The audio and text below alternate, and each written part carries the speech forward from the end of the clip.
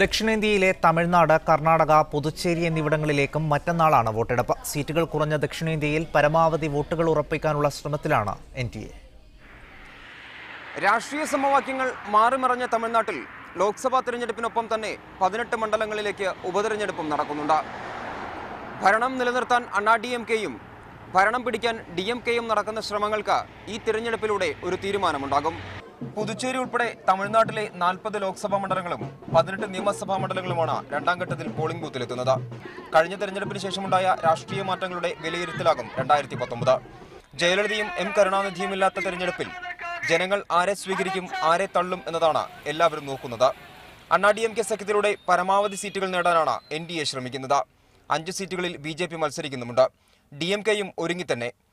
മതനിരപേക്ഷ സഖ്യവും മോദി വിരുദ്ധ തരംഗവും സംസ്ഥാന സർക്കാരിന്റെ ഭരണവിരുദ്ധ നയങ്ങളുമെല്ലാം വോട്ടാകുമെന്ന് DMK പ്രതീക്ഷിക്കുന്നു. ഉപതെരഞ്ഞെടുപ്പിൽ പരമാവധി സീറ്റുകൾ നേടി സംസ്ഥാനത്ത് ഭരണത്തിലെത്താനും DMK ശ്രമിക്കുന്നുണ്ട്. സംസ്ഥാന ഭരണത്തെ പോലും ബാധിക്കുന്ന നടി സുമലത മത്സരിക്കുന്ന മാണ്ഡ്യയും മുൻ പ്രധാനമന്ത്രി HD ദേവഗൌഡ മത്സരിക്കുന്ന തുംകൂരുമടക്കം 14 മണ്ഡലങ്ങളാണ് കർണാടകയിൽ നിന്ന് ഈ ഘട്ടത്തിൽ മത്സരത്തിനുള്ളത്.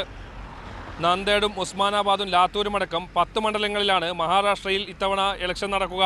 മഹാരാഷ്ട്രയിൽ ആദ്യഘട്ടത്തിൽ 7 മണ്ഡലങ്ങൾ വിധിയെഴുതി. രണ്ടാം ഘട്ടത്തിൽ 10 മണ്ഡലങ്ങളിലേക്കാണ് തെരഞ്ഞെടുപ്പ് നടക്കുന്നത്. 48 മണ്ഡലങ്ങളിൽ ബാക്കിയുള്ളത് 3ഉം 4ഉം ഘട്ടങ്ങളിലായി പോളിംഗ് ബൂത്തിലെത്തും. ഒഡീഷയിൽ 31 നിയമസഭാ മണ്ഡലങ്ങളിലേക്കും 5 ലോക്സഭാ മണ്ഡലങ്ങളിലേക്കുമാണ് രണ്ടാം ഘട്ടത്തിൽ തെരഞ്ഞെടുപ്പ് നടക്കുക. ക്യാമറ പേഴ്സൺ ഷിജു ചിറ്റൂരിനും ഇർഷാദ് പടന്നയ്ക്കുമൊപ്പം സേലത്ത് നിന്നും മനേഷ് മൂർത്തി, മീഡിയ 1.